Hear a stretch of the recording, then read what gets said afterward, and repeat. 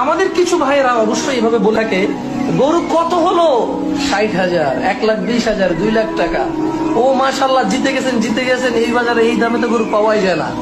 দেখুন, মুসলিম জনতাকে বলতে চাই, গরু অথবা ছাগল সস্তায় কিনে জিতে যাওয়া যায় না।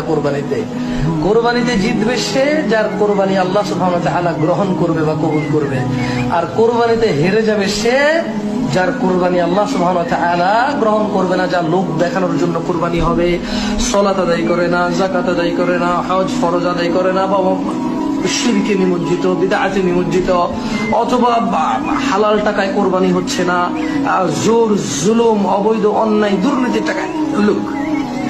তাহলে আমি মনে হয় হালকা করে বুঝাতে পেরেছি আপনাদেরকে যে কোরবানির গরু কিনে যারা জিতে যায় তারা হয়তো গোশতে জিতে যায়, আর কোরবানি জিতে যাবে সে যে আল্লাহর জন্য গরু বাছাই করবে, আল্লাহর জন্য গরু জবাই করবে, আল্লাহর জন্য উৎসর্গ করবে।